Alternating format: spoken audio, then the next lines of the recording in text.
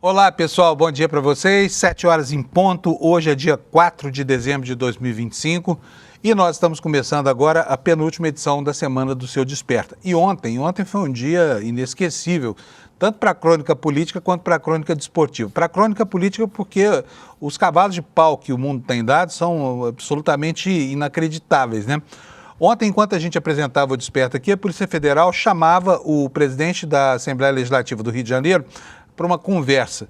Ele nem imaginava que seria preso, que foi atraído, na verdade, por uma cilada armada pela Polícia Federal para tentar evitar o escândalo de prender esse defensor, esse protetor do crime organizado do Rio de Janeiro dentro da sede do Poder Legislativo, que seria um escândalo ainda maior, como se já não bastassem todos os comprometimentos que mais essa prisão no Rio de Janeiro traz, né? Mas houve muitos movimentos curiosos aí. Primeiro, enquanto recebia a voz de prisão, o carro do presidente da Assembleia, estacionado na porta da Polícia Federal, guardava um segredo. Mais de R$90 mil em espécie estavam lá. Até agora não se sabe o que essa dinheirama toda fazia no carro do Rodrigo Bacelar, né? Mas a Polícia Federal está investigando. Enquanto isso, em Brasília, a oposição pediu vista e impediu mais uma vez que uma comissão do Senado aprovasse o projeto chamado de pacote da lei antifacção.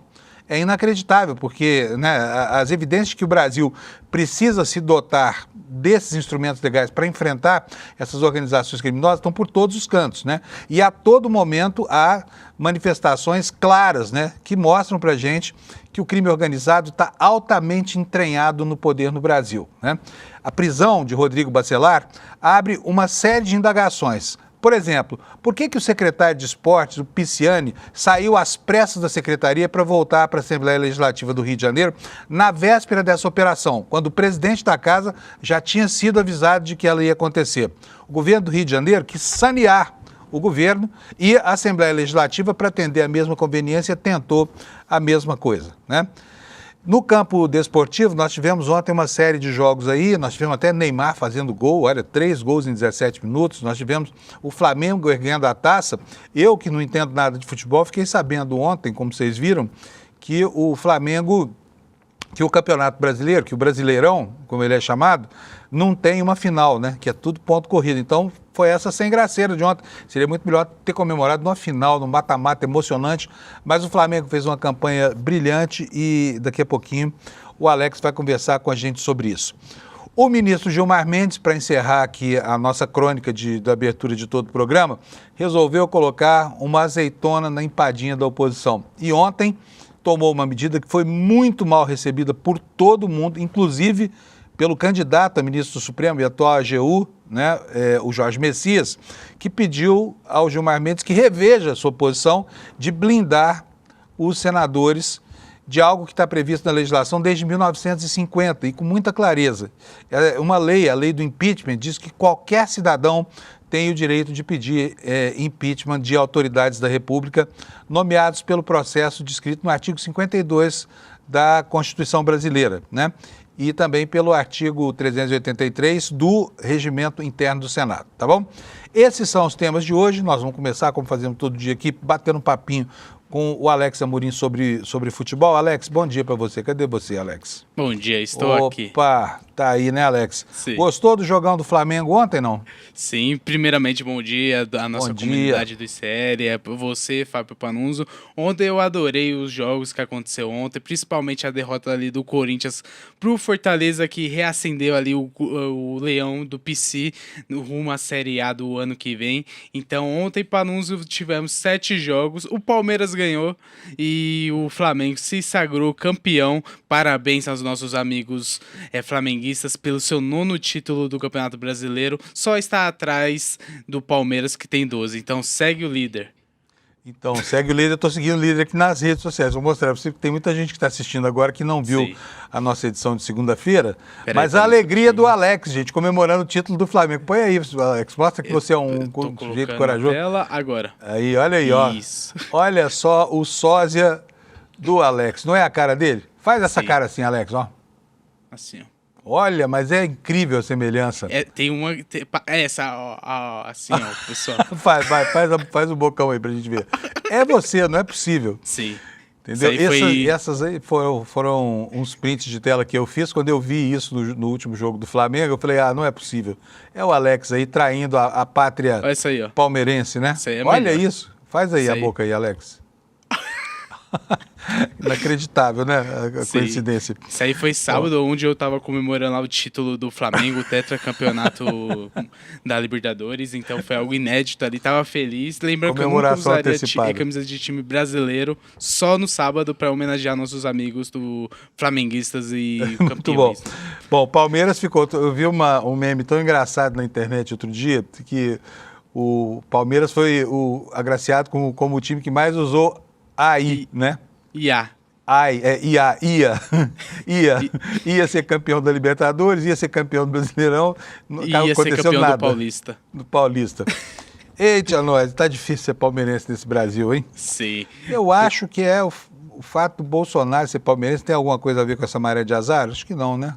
Acho que não, acho que é mais incompetência ali dos nossos atletas que não entraram em campo sábado e nos últimos 5 jogos ali do Campeonato Brasileiro parecia que estava com sono, parecia de manhã aqui no Desperta, Panuso. Ô, Alex, me conta uma coisa, que milagre aconteceu no Santos que o Neymar fez 3 gols em pouco mais de 15 minutos de partida? O que deu no Neymar? Voltou a ser aquele jogador que ele praticamente nunca foi? Então, Panuso, ele está tentando se redimir ali com a torcida, ele está jogando com a lesão ali no joelho e ontem ele foi titular. No primeiro tempo o jogo terminou empate ali 0-0 no Alfredo Jaconi lá no estádio do Juventude, e no segundo tempo o Neymar parece que decidiu, voltou às velhas origens e fez 3 gols ali, marcou um hat-trick contra a equipe gaúcha e colocou o Santos ali numa colocação favorável para a última rodada, porque eles vão enfrentar o Cruzeiro já está pensando na semifinal ali contra o Corinthians da Copa do Brasil e provavelmente vai com o time reserva, então um empate ou até mesmo uma vitória do Santos já decreta ali a vaga para a próxima temporada na Série A do Campeonato Brasileiro, Panusa. O Santos agora saiu da zona do rebaixamento, acabou, né? Não vai ser rebaixado mais, se eu né? colocar a tabela ali, só pra gente verificar a posição do Santos. O Santos está em 14º colocado com 44 pontos, então tá uma vitória, tem que ganhar na última rodada praticamente para garantir, mas o empate, dependendo de outros jogos, já garante também a permanência do Santos na Série A do ano que vem. Mas quer dizer que ainda matematicamente não está garantido, é só um ponto de diferença que ele tem em relação ao Ceará e Fortaleza, né? Isso, lembrando que em relação à vitória são 2 pontos, então o empate ali, dependendo se o Vitória não ganhar nem o Internacional, então a vitória, certeza que o Santos se mantém, mas a última rodada tem tudo para acontecer, porque no Internacional e Vitória tem jogos difíceis ali, o Vitória vai jogar contra o time... Contra quem o Vitória vai jogar? O Anderson vai pesquisar para mim, eu sei que o Internacional vai enfrentar o Red Bull Bragantino jogando em casa, e tem que ganhar para se manter ali na Série A, Panuso. Muito bom. E o que aconteceu com o Corinthians ontem? O Corinthians fez aquela jogada ali. O Corinthians está pensando, Panuso, na Copa do Brasil. E nisso foi com o time meio misto ali para enfrentar o Fortaleza. O Fortaleza tá indo com tudo ali, porque ele estava parecendo que ia cair, mas depois da chegada do técnico argentino Palermo, o Fortaleza se reergueu e está ali em 16º colocado com 43 pontos, e a vitória de 2-1 ontem em cima do Corinthians foi algo muito bom, porque a equipe se mantém viva na última rodada ali, pensando na permanência na Série A.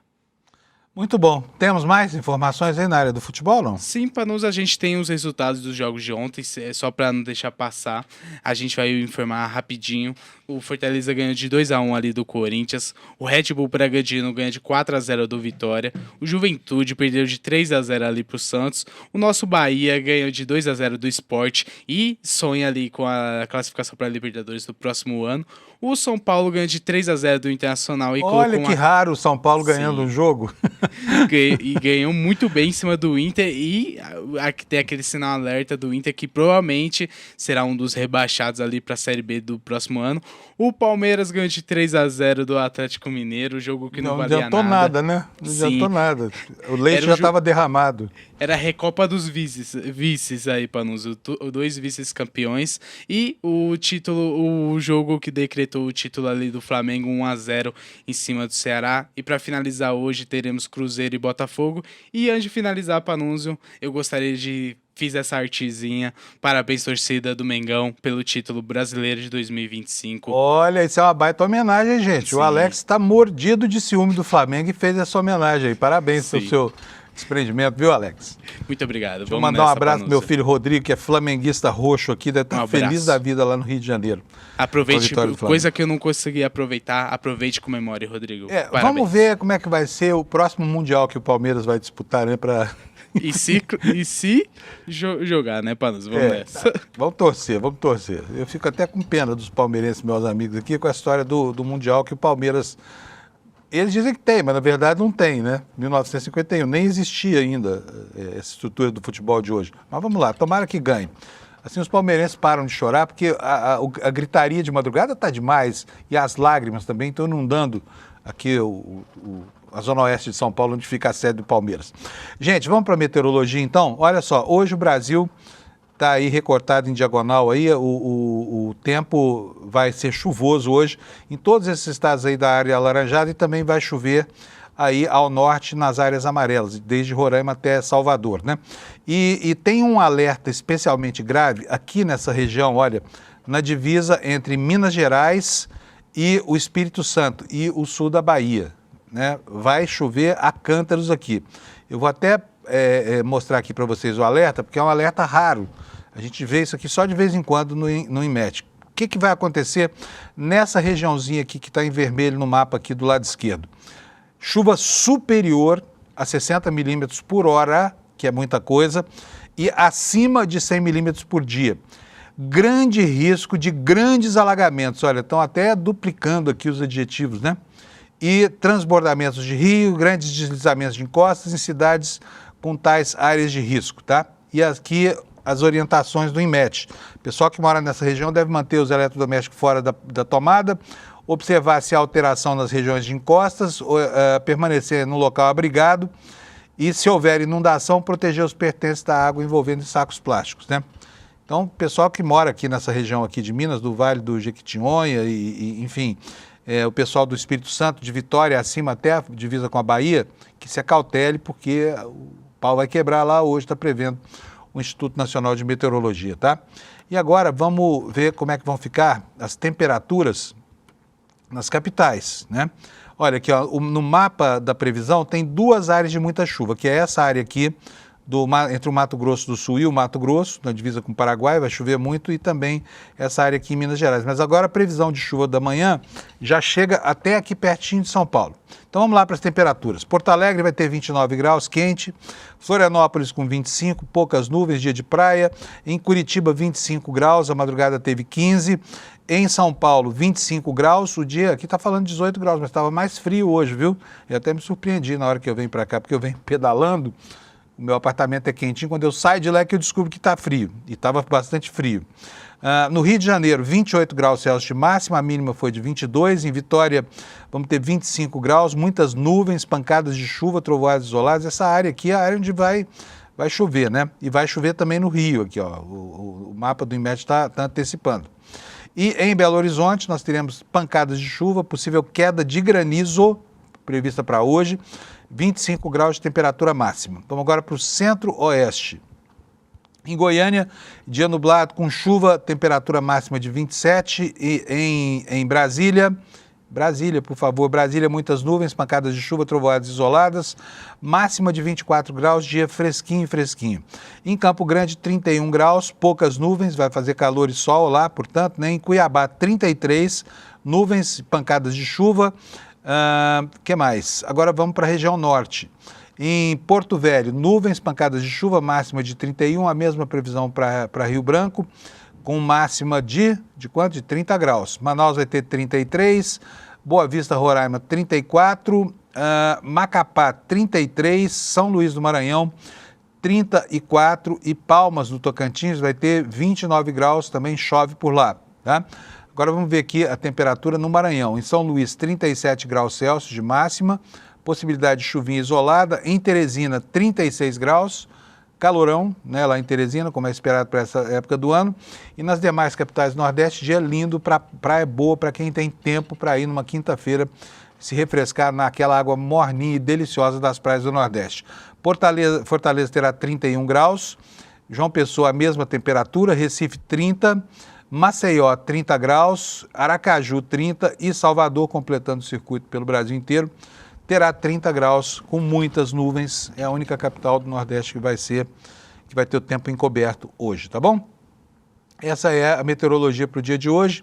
Agora eu vou passar a mostrar para vocês as manchetes, os destaques aqui na página do ICL Notícias.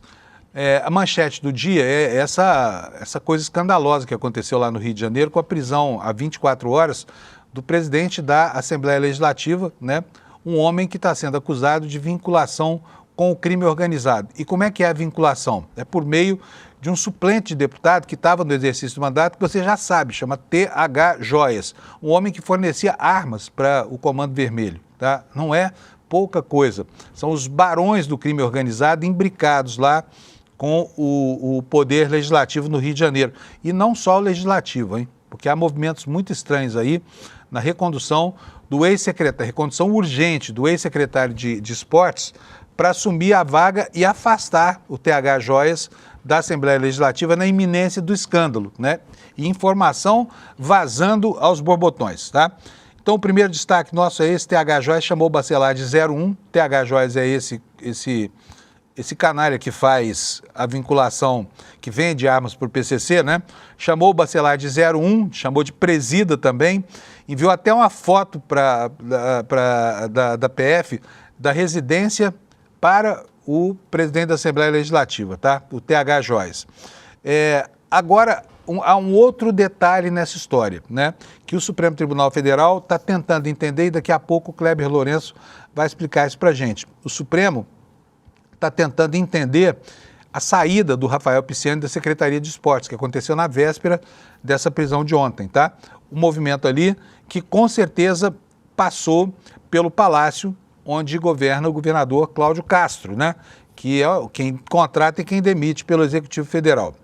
E o ministro Alexandre de Moraes, ao determinar a prisão desse pilantra, disse que o crime organizado está muito infiltrado na política do Rio, como todos os indícios há anos vêm reafirmando, né? Temos um segundo destaque principal aqui, é que o MBL está trazendo para o Brasil um dos gurus da extrema-direita dos Estados Unidos, né? E ele se chama Yarvin. Ele defende substituir a democracia por um regime comandado por um CEO. Olha só que disparate, né? Um CEO inspira líderes próximos a Trump, né? Vamos tirar, esse negócio de democracia tá demais. Para que gastar tanto dinheiro com um Congresso, uma Câmara, um Senado? Para que juiz? Bota um CEO aí, ele contrata, ele demite, ele manda matar e manda fazer viver. Olha, nos destaques secundários, nós temos essas informações aqui, olha. A Erika Hilton denunciando, né, em plena onda de feminicídios no país, que houve um sucateamento das políticas de proteção às mulheres e ela acionou o Tribunal de Contas do Estado de São Paulo, porque o assunto acontece aqui em São Paulo, para que investigue o fato, tá bom? Bom, você deve ter visto na internet, o assunto está bombando, né? A morte ontem de um homem, a notícia sobre a morte de um homem que foi atingido por uma barra de supino numa academia de Salvador, que deixa claro que a academia é perigoso, tá? E, por fim, o último destaque, a decisão do ministro Gilmar Mendes, essa que eu falei que é uma azeitona na empadinha da oposição, que foi muito mal recebida por todo mundo. Já estão chamando isso aqui de PEC da blindagem do judiciário. A decisão monocrática do Gilmar Mendes, que inflamou ontem o clima lá em Brasília, né, e fez transbordar, né, o caldeirão de mágoas que existe aí entre governo e oposição. Mas a medida do Gilmar Mendes foi mal recebida, não foi só pela oposição, foi mal recebida por todo mundo, né? Achando que o ministrão, dessa vez, errou feio a mão ao adotar uma medida de natureza corporativa em defesa dos colegas e dos seus próprios interesses e em detrimento da necessidade de desconstituir castas no país que se abrigam lá no cume, na estrutura do cume dos poderes, tá? Esses são os assuntos que nós vamos tratar a partir de agora, tá? Começando pela questão do afastamento do presidente da Câmara, da Assembleia Legislativa do Estado do Rio de Janeiro. A manchete está aqui no nosso site. Moraes manda afastar Bacelar da Alerj e diz que o crime infiltra a política do Rio de Janeiro. Vou ler aqui para vocês, matéria da agência Tempo Real, espelhada no nosso site, que diz o seguinte: além da prisão de Rodrigo Bacelar do União Brasil, o ministro do STF, Alexandre de Moraes, mandou afastar o presidente da Assembleia Legislativa do Rio de Janeiro do mandato de deputado. Na decisão, Moraes afirmou que as organizações criminosas realizaram uma infiltração política no Rio com capacidade de corromper agentes públicos e políticos em escala. Bacelar é suspeito de ter vazado informações sigilosas da Operação Zargum, que levou à prisão o então deputado T.H. Joias, esse que eu falei que era suplente do Pisciani, que estava na Secretaria de Esportes, né? E na decisão, ele afirmou que o Bacelar estaria atuando ativamente pela obstrução das investigações. O que disse o ministro Alexandre de Moraes? Disse o seguinte, você está vendo aí, lê junto comigo. Os fatos narrados pela Polícia Federal são gravíssimos, indicando que Rodrigo Bacelar estaria atuando ativamente pela obstrução de investigações envolvendo facção criminosa e ações contra o crime organizado, inclusive com influência no Poder Executivo Estadual. E influências essas capazes de potencializar o risco de continuidade delitiva e de interferência indevida nas investigações da organização criminosa. Foi o que disse aqui o ministro Alexandre de Moraes. Para o ministro, uma das principais características dessas organizações criminosas atuantes lá no Rio de Janeiro, além do domínio territorial mediante o uso da força e da capacidade de corromper agentes políticos em escala, é a infiltração política que tais grupos alcançaram nos últimos anos, seja na esfera municipal, estadual ou federal. Enquanto o alerta vem na forma de um despacho do ministro do Supremo, né, o clima ontem em Brasília foi muito ruim, porque a oposição, que se autopropala, né, como sendo os arautos da defesa dos cidadãos desse país aqui, da defesa forçada, da defesa da marra, ela impediu mais uma vez o pacote da lei antifacção de avançar lá em Brasília, né? Curiosa essa atuação dos deputados aqui, que querem, sob o argumento de dotar o Estado de mais instrumentos para combater o crime organizado, estarem insistindo o tempo todo em reduzir a autonomia da Polícia Federal, que é quem faz essas operações, como essa que a gente viu lá no Rio de Janeiro, né? Vamos passar aqui para o próximo assunto, porque nós temos um monte de coisa para falar sobre isso. O Bacelar, o Bacelar era um sujeito que tinha uma relação aparente de muita intimidade, né, com esse fornecedor de armas do Comando Vermelho, o T.H. Joias, né, que tinha lá assento na Assembleia Legislativa do Rio de Janeiro. E aí está aqui a nossa manchete mostrando esse disparate. Ela coloca o seguinte, olha, T.H. Joias chamava o Bacelar de 01, chamava também de presida, né? Uma alusão ao fato dele ser presidente da Assembleia. E enviou até uma foto da PF na residência dele ao presidente da Alerj, tá? Então aqui os dois abraçados, ó, o T.H. Joias e o Rodrigo Bacelar. Matéria da Folha Press, no nosso site, você pode ler lá tudo, eu vou ler um trechinho para você. A investigação da PF, que culminou com a prisão do presidente da Alerj, Rodrigo Bacelar, nesta quarta, revela diálogos e imagens que ele manteve na véspera e no dia da prisão com o deputado T.H. Joias, detido em setembro. Entre essas conversas, T.H. Joias chama Bacelar de 01 e o Bacelar responde com uma figurinha de um homem bebendo cerveja quando foi avisado por T.H. de que havia comprado um celular novo. Isso já é uma operação de despiste, depois que ele foi avisado de que haveria a tal operação, né?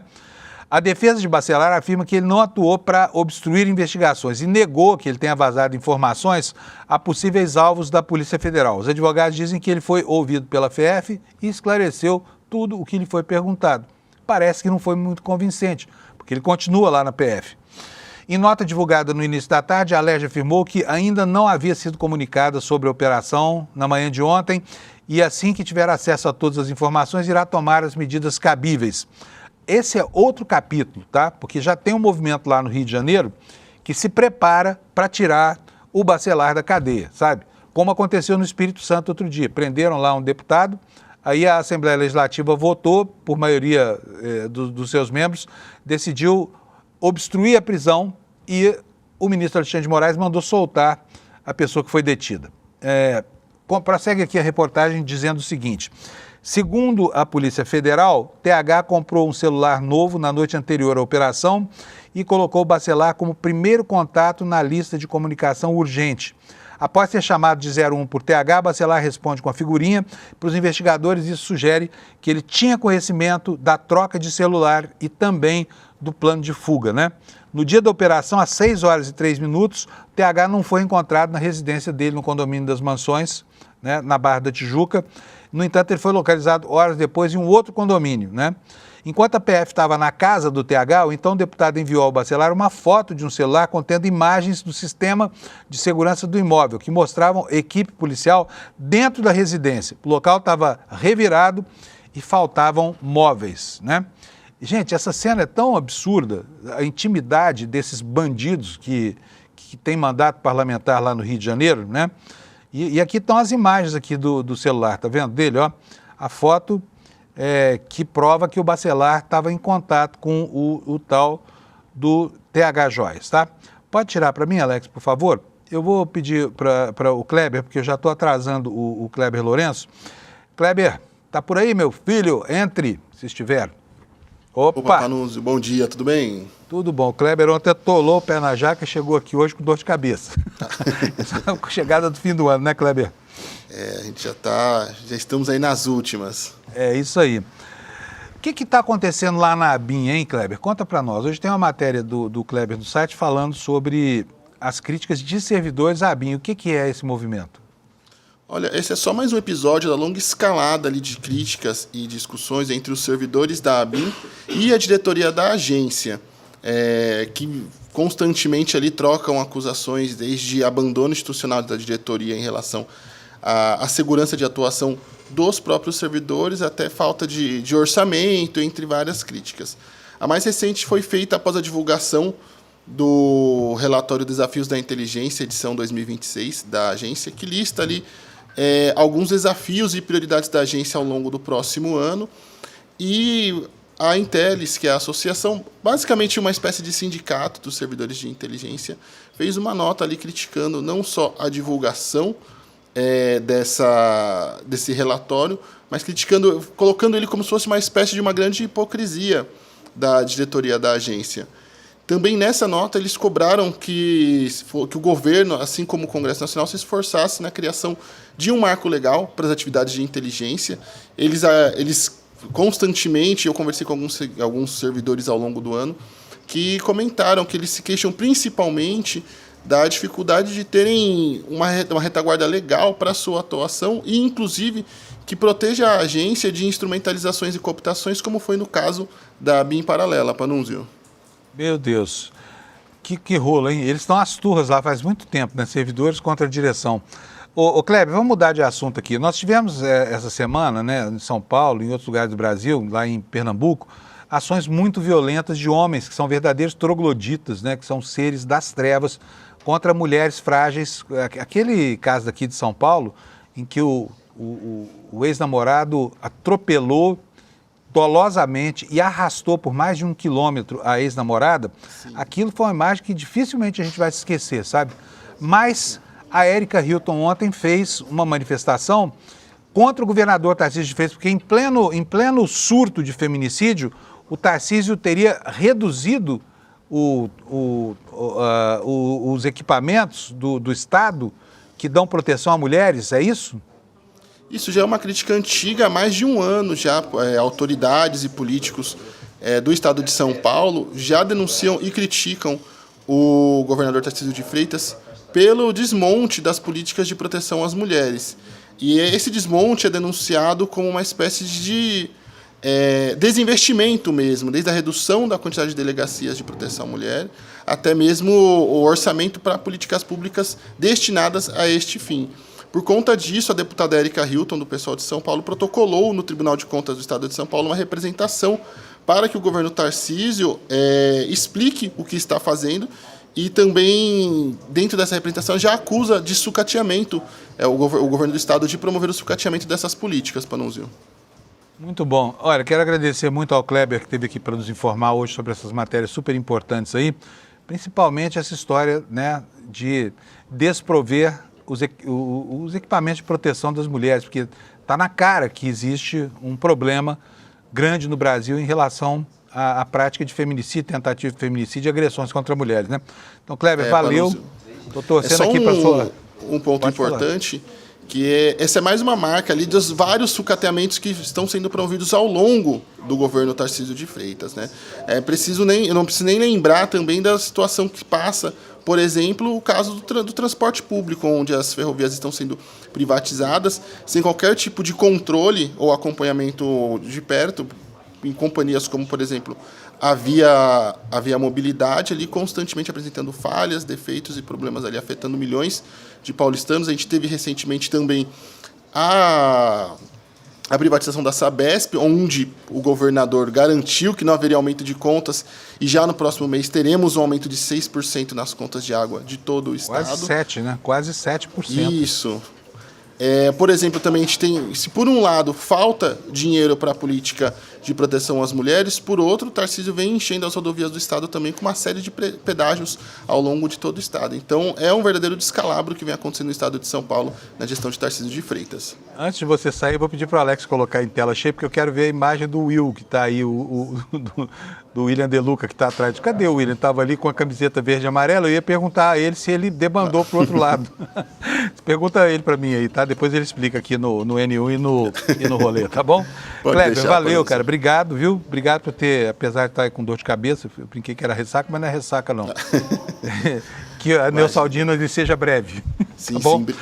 Obrigado, Panunzio. Obrigado à comunidade do ICL. E para mais notícias como essa, temos lá no site iclnoticias.com.br. Tá bom. Valeu, Kleber. Brigadíssimo, viu? Pessoal, vamos continuar falando aqui sobre a esdrúxula situação lá do Rio de Janeiro, porque eu tenho certeza que a sua curiosidade está aguçada, né? E a minha indignação também está aguçada, porque não é possível. Olha como é que são as coisas no mundo torto dessa gente aí, cujos valores são esses que a gente está vendo, tá? Temos aqui a próxima manchete, uma manchete que está no site do UOL, sobre a descoberta que foi feita no carro do presidente da Assembleia Legislativa do Rio de Janeiro. Pergunto para você, quando você sai de casa e vai trabalhar, você leva 91 mil reais no seu carro ou não? Quanto tem de dinheiro aí na sua carteira? Até vou mudar a pergunta aqui. Quanto tempo faz que você não manipula cédulas, né? Eu, por exemplo, estou há meses, eu nem tenho carteira mais, porque agora a carteira de identidade é digital, a carteira de motorista é digital, os cartões de crédito todos são no celular, então não tem por que carregar carteira. Mas o presidente da Assembleia Legislativa do Rio de Janeiro, como se fosse a coisa mais normal do mundo, no momento em que foi preso, o carro oficial parado em frente à sede da Polícia Federal tinha 90 mil e tantos reais, quase 91 mil reais em dinheiro vivo. Olha aqui, olha, está aqui a foto da dinheirama. Pergunto a você, o que você acha que esse sujeito fazia com essa quantidade de dinheiro no carro, sabe? Será que ele ia dar para alguma instituição de caridade? De onde será que ele tirou? Porque isso aqui representa pelo menos 5 meses do salário líquido dele, né? Então, de onde será que o Bacelar tirou esses 90 e tantos mil reais aqui que foram encontrados no carro dele? A matéria nos diz o seguinte, olha, a PF encontrou 90 mil no carro do deputado estadual Rodrigo Bacelar. Além do dinheiro, 3 celulares também foram apreendidos e vão para a perícia criminal. A Procuradoria-Geral da República citou uma situação financeira de Bacelar para pedir a prisão por risco de fuga, tá? A justificativa para a prisão preventiva foi impedir que houvesse danos à produção de prova, dada a ampla influência de Bacelar. Afinal de contas, ele não é nada mais, nada menos do que o presidente do Poder Legislativo desta carcomida Rio de Janeiro, tá? Ele foi alvo da Operação Unha e Carne, aliás, esse nome muito bom, né? Depois de uma entre-safra de nomes bons nas operações da Polícia Federal, essa Unha e Carne eu achei sensacional. Então vamos lá, essa foi a operação que prendeu o deputado estadual TH Joias. A ação deflagrada em setembro apura o vazamento de informações sigilosas no âmbito de uma outra operação, essa se chama Zargum. Bacelar teria orientado o TH Joias a esvaziar a casa antes da operação de setembro que o prendeu. Informações reunidas pela PF mostram indícios da conversa dos dois um dia antes da operação que prenderia esse fornecedor de armas para o Comando Vermelho chamado TH Joias. Aliado do governador Cláudio Castro, Bacelar é cotado. Aqui vem a coisa. Imagina se esse cara disputa as eleições e ganha no ano que vem.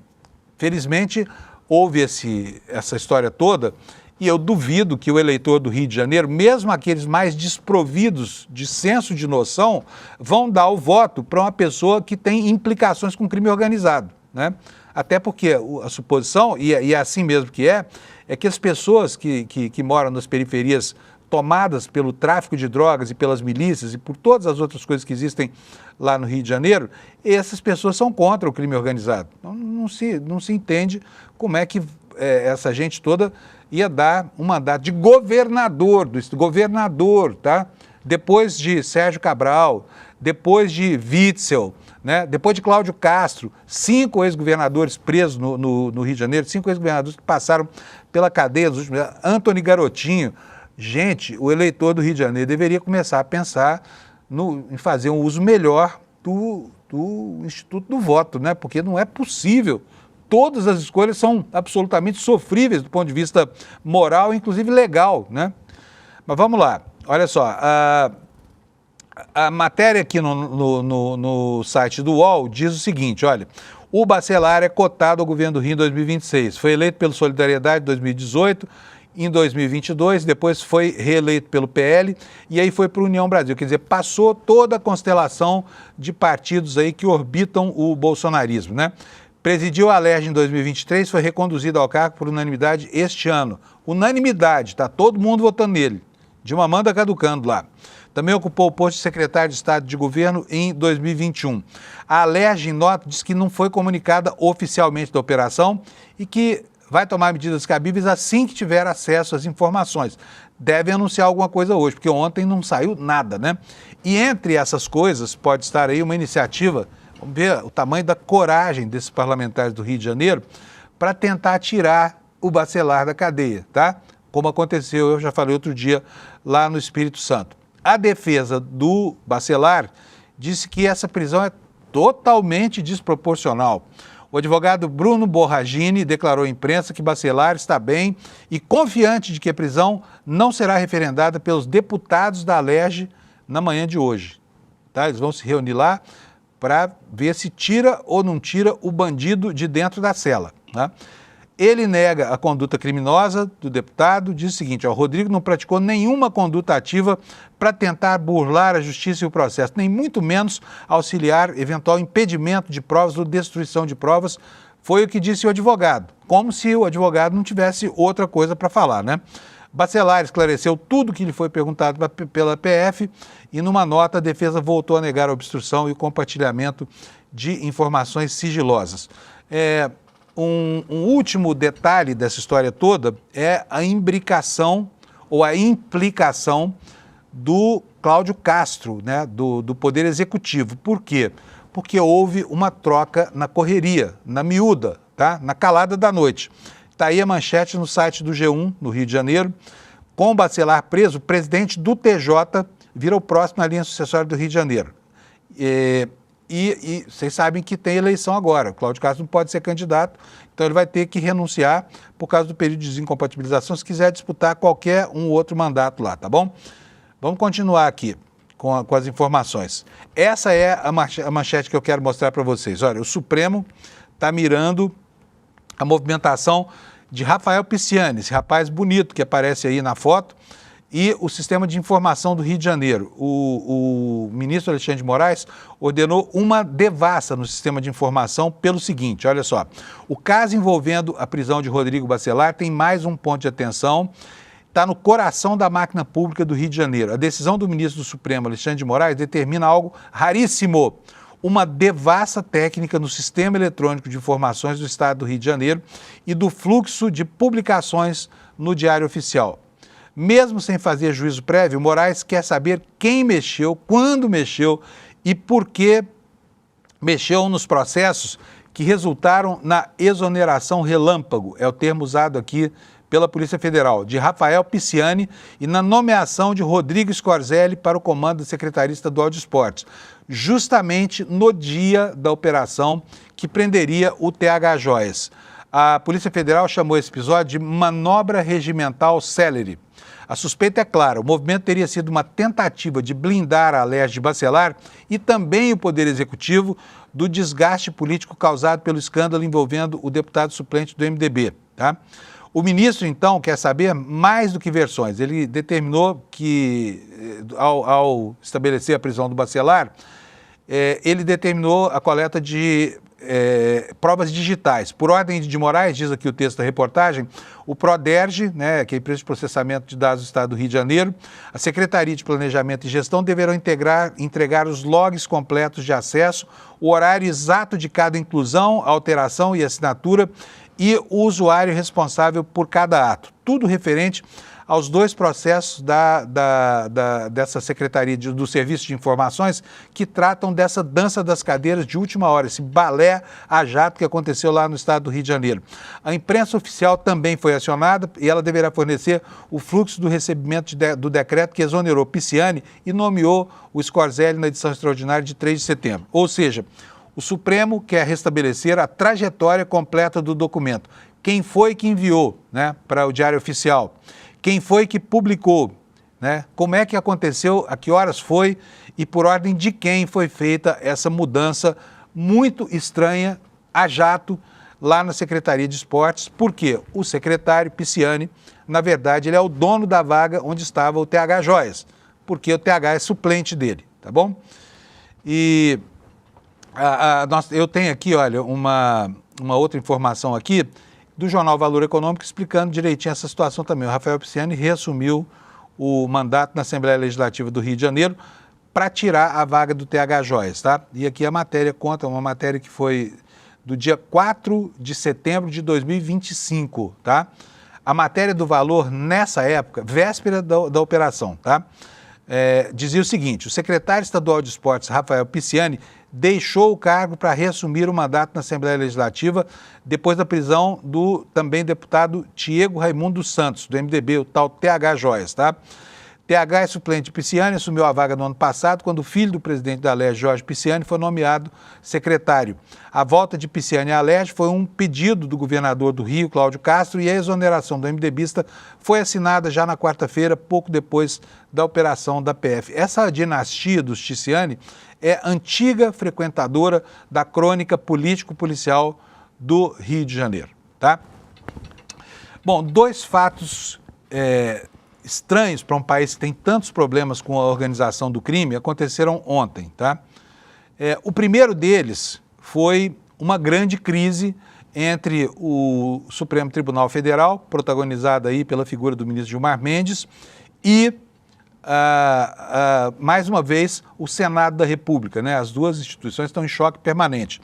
O que aconteceu? O Gilmar Mendes botou uma empadinha, uma azeitona na empadinha da oposição. Temos aqui, numa manchete da Folha de São Paulo, a explicação para isso tudo. Blindagem de ministros do Supremo amplia a crise de divisão de poderes, né? O Supremo Tribunal Federal e o Executivo e o Congresso chegaram a um dos momentos de maior tensão em uma longa disputa por espaço que se acirra há anos em Brasília. A decisão do ministro Gilmar Mendes de blindar integrantes da Corte contra processo de impeachment estremeceu a relação com o presidente do Senado, Davi Alcolumbre, até então um dos principais fiadores do Judiciário. Alcolumbre fez um longo discurso, primeiro lido e depois improvisado, e cobrou respeito ao Legislativo. Ele defendeu aprovar uma nova lei sobre crimes de responsabilidade dos ministros do Supremo e mudar a Constituição para reverter a decisão de Gilmar Mendes. Vamos ver o que foi que disse o senador Davi Alcolumbre, que agora está em guerra com todo mundo, está em guerra com o presidente Lula, está em guerra com o Supremo, está em guerra geral lá em Brasília. Roda para nós, por favor, Alex, a fala do Alcolumbre ontem, cheio de razão. Esta presidência recebe com muita preocupação o conteúdo da decisão monocrática da lavra do ministro Gilmar Mendes. Monocrática que ainda existe, né, presidente? Nos autos da ADPF 1259. a decisão judicial vai de encontro ao que está claramente previsto na Lei número 1079 de 1950, que assegura a qualquer cidadão o direito de propor um processo por crime de responsabilidade. Essa foi uma escolha do legislador. E, independentemente de concordarmos ou não com ela, precisa ser respeitada. A situação estabelecida indica a necessidade de se alterar o regime das chamadas decisões monocráticas. Portanto, o Parlamento está atento e tomando as providências para que o aprimoramento legislativo aconteça, sabedor de que o exercício do seu direito de decidir ou de não decidir está amparado na vontade do povo que elege os seus membros. Não hesitarei em defender todas as prerrogativas estabelecidas na nossa Constituição brasileira. Muito obrigado. Pois é, né? Pois é. Pegou super mal essa iniciativa do Gilmar Mendes, por algumas razões. Primeiro, porque ele adotou, né, essa medida com o seu voto. Não consultou o colegiado, por enquanto. Vai consultar agora. A partir de hoje, os ministros vão votar essa decisão polêmica do ministro Gilmar Mendes e vai ser uma saia justa para o Supremo Tribunal Federal, porque ali também impera o corporativismo, né? E segundo, porque a legislação tornada inconstitucional por ele é uma legislação muito antiga e consagrada. Até hoje não havia sido questionada. Inclusive, ela chegou a ser atualizada na década de 90. Eu estou com a lei aqui na tela e eu quero que você veja o que diz o artigo 41. A letrinha está pequena aí. Dá para colocar na tela ampliada? Pode botar na tela cheia, por favor, Alex? Eu quero que você leia aqui junto comigo o que diz o artigo 41 e o 41A. Vou começar pelo 41. Veja só, a lei é de 1950, tá? É a lei 1079, tá? Vamos lá, olha, artigo 41. É permitido a todo cidadão denunciar perante o Senado Federal os ministros do Supremo Tribunal Federal e o Procurador-Geral da República por crimes de responsabilidade que cometerem, né? E crimes definidos nos artigos 39 e 40. Aí o artigo 41A reitera isso. Ele diz o seguinte, ó, artigo 41A, respeitada a prerrogativa de foro que assiste às autoridades, patati patatá, é permitido a todo cidadão, está bem aqui, olha, no artigo 41A, né? É permitido a todo cidadão o oferecimento da denúncia, tá? Então, está aqui o que diz a lei. Essa lei foi que o ministro Gilmar Mendes tornou inconstitucional e isso acabou entornando o caldo ontem, lá entre os poderes da República. Foi reclamação para tudo quanto é lado. Eu só não vi até agora alguém que saísse a público para elogiar essa medida do Gilmar Mendes.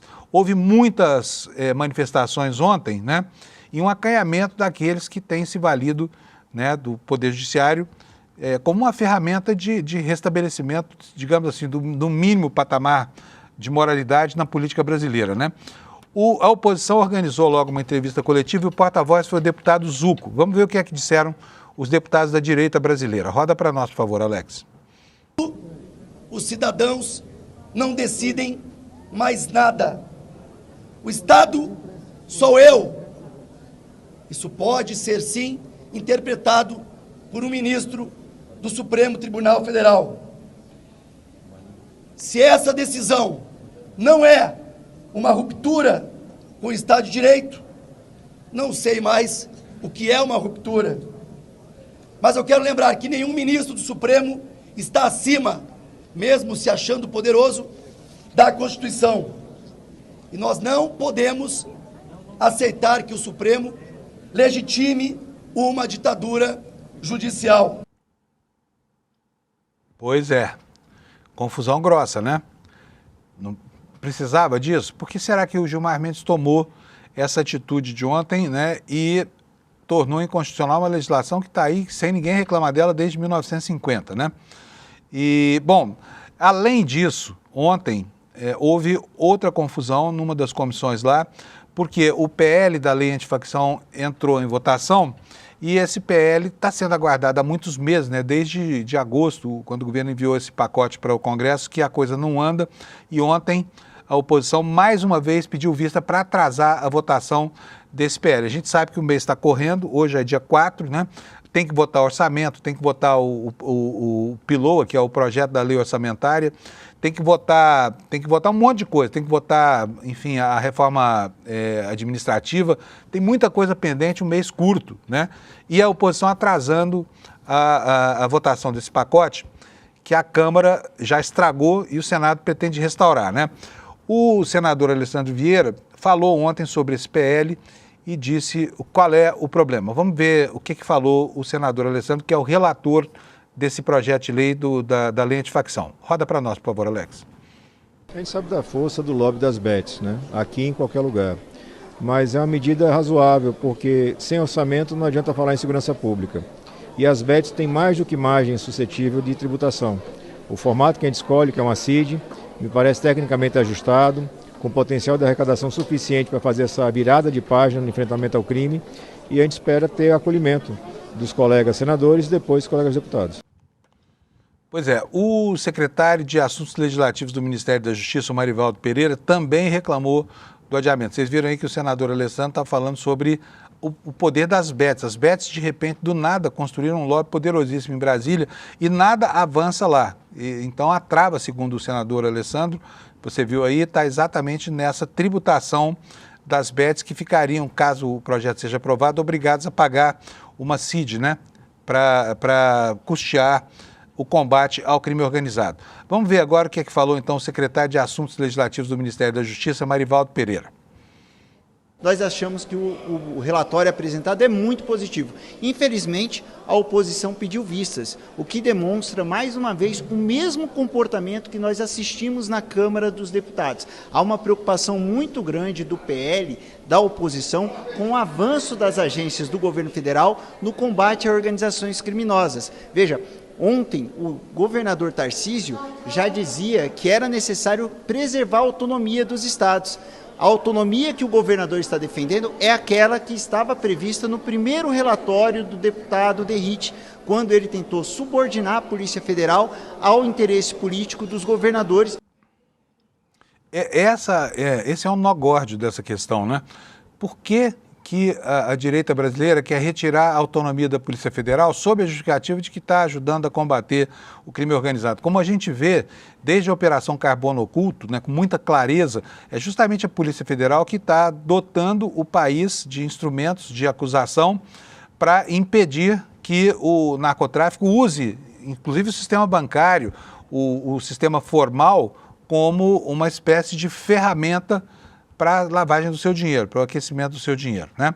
E a votação lá no âmbito da CCJ, que foi travada ontem, está prevista agora para o dia 10 de dezembro. Como mostra essa matéria aqui da Agência Senado, ela diz o seguinte: a Comissão de Constituição e Justiça adiou, né, nessa quarta-feira, a votação do substitutivo do PL. O pedido de vista transferiu a análise para a próxima semana, dia 10 de dezembro.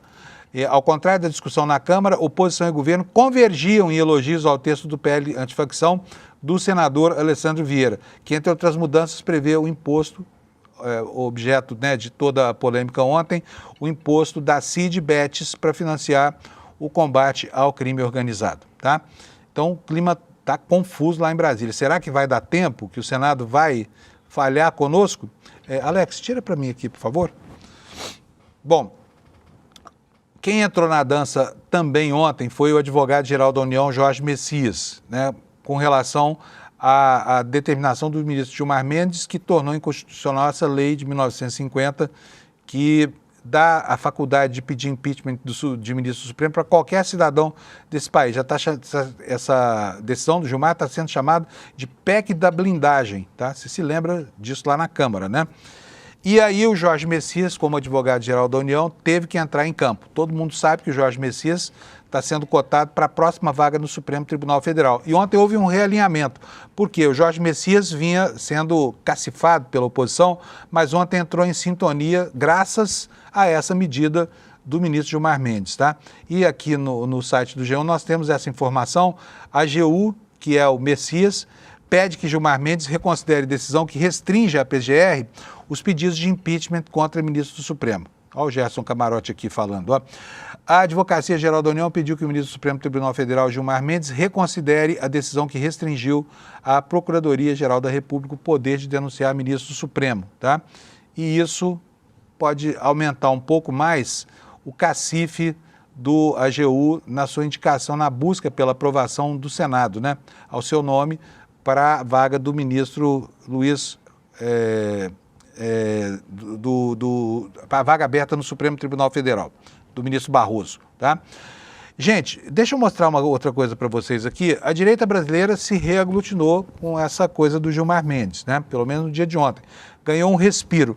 Mas o que se vê nas páginas da internet é algo até risível. A tentativa dos filhos do Bolsonaro de transformar o encarceramento do pai num drama comovente de saúde, né? Um drama que eles insistem em dizer que vai causar a morte do pai, essa coisa toda, quando nenhum elemento no mundo da Terra Redonda indica isso. Vou mostrar para vocês aqui 2 prints do Twitter, né, que é o veículo oficial de comunicação da direita, e eu diria até da política brasileira. Vou colocar aqui na tela para você ler comigo. Olha aí o Carluxo dizendo: pedi para visitar meu pai, mesmo que fosse pelos 30 minutos estabelecidos no dia do meu aniversário, agora, dia 7 de dezembro. E o pedido foi indeferido por Alexandre de Moraes. Ó, Carluxo, estamos com peninha de você. O Jair Renan, o mais novinho da turma, diz o seguinte, olha, tudo em tom de súplica, né, de lamúrias aqui. Meu pai, Jair Messias Bolsonaro, é mito. E o Alan Conta 5, que é aquele terrorista que mora lá nos Estados Unidos, acabou de provar no programa de hoje, Timeline, meu pai tomou uma facada pelo Brasil. E aqui, repare, põe a câmera aqui em mim, repare no tom messiânico. Eles confundem Jair Messias Bolsonaro com o Messias, o Cristo. Olha só o que esse menino falou. Meu pai tomou uma facada pelo Brasil e por meio do sangue dele a esperança renasceu. Meu pai deu a vida por todos. E a pergunta que eu faço, onde estão os políticos que se elegeram às custas do sangue do meu pai? Onde estão os políticos para libertar o meu pai? O que estão fazendo esses políticos para libertar o meu pai? Vão deixar ele à mercê dos sequestradores? Meu pai não merece isso. Anistia ampla, geral e restrita já, diz o emocionado Jair Renan Bolsonaro, que nem mesmo com a ajuda das inteligências artificiais consegue produzir um texto de 10 linhas sem nenhum erro de português, tá? E também nós tivemos ontem uma manifestação curiosa na Câmara, é a última coisa que eu vou mostrar para você no programa de hoje, porque não dá tempo mais nada. O deputado Fausto Pinato, que é um homem que articula na bancada do agronegócio, assumidamente de direita, ontem fez um meia-culpa, divertido. E eu vou mostrar para vocês o que ele falou, ele que é de direita mesmo, hein? Direita clássica, né? Bolsonarista e tudo mais. O que ele falou sobre Eduardo Bolsonaro? Roda aí para nós, Alex, por favor. Eu peço vênia para discordar, porque eu acho que nós vamos ter um desgaste muito grande na nossa casa, que na verdade não vai ter serventia nenhuma. Pelo contrário, Diego Andrade, ser republicano, eu também não sou de esquerda. Quanto mais rápido nós detonar o Eduardo Bolsonaro e todas as terraplanícies que não deu certo, nós vamos conseguir fazer uma direita para disputar com dignidade e talvez retomar o poder desse país com um projeto de país e não terra plana. Porque se nós só colocar o peso e medida aqui hoje, a Carla Zambelli, o crime dela é desse tamanho, pelo crime que o Eduardo Bolsonaro cometeu, de lesa pátria. E uma diferença. Tem muito nego macho na outra direita, mas todos eles fogem. A esquerda ninguém fugiu. Tem que ficar a enfrentar. Eu não respeito fujão. E dizer mais uma coisa, o artigo 55 é claro, e tem o artigo 15º, terceiro, é vedada a cassação de direitos políticos, cuja pena de suspensão se dará dos casos de condenação criminal transitado julgado. Transitou julgado. Aceitando ou não aceitando, tendo excesso ou não teve acesso, até o Fux votou. Se demonstrou até solidário com o presidente Bolsonaro. Para que nós vamos ficar segurando essa bomba que só vai ficar de narrativa? Fica essa pontualidade aqui e dizer que isso serve para a gente, de certa forma, melhorar. Que pena, né? A direita perdidaça aí. uns atirando dos outros, mas tem razão aí o deputado Fausto Pinato, hein? O Eduardo realmente, com seu terraplanismo geopolítico, acabou atrapalhando e muito a vida deles, tá? Pessoal, é isso. Terminamos por hoje. Amanhã, sexta-feira, é o último dia da semana. A gente vai estar aqui às 7 horas da manhã. Amanhã também é dia de festa aqui na firma. Então, a coisa vai ser animada aqui no ICL. É lógico que a gente não vai começar a beber de manhã, porque aí é alcoolismo, é sexta-feira. Mas vamos beber à tarde, né? Quando já tiver com um dia ganho aqui. Então, a gente se encontra aqui amanhã às 7 da manhã. Mas antes de sair, preciso lembrar para você, né, dessa aula aberta. A Márcia Tiburi vai ministrar, aliás, já ministrou porque é uma reprise, mas ela continua disponível para você na internet, para você conhecer o nosso curso de Teoria Crítica da Sociedade, que é a segunda turma de pós-graduação aqui do ICL, tá? Então, se você quiser saber mais sobre o nosso curso, vai ser um prazer receber você nessa plateia hoje, plateia virtual, né? Às 19h30 vai ter a reprise da aula, você pode assisti-la aqui em icl.com.br/aula, tá bom? Boa quinta-feira para você, obrigado pela sua audiência. A gente se encontra amanhã às 7 horas da manhã para encerrar a semana. Tchau. Fala, turma, a espera acabou. A gente abriu as vagas para a nossa pós em Teoria Crítica da Sociedade. Uma pós histórica porque é a primeira vez no Brasil que é oferecida. E uma pós também muito especial porque é feita em parceria do ICL com a FESP São Paulo, uma das instituições de maior prestígio no Brasil.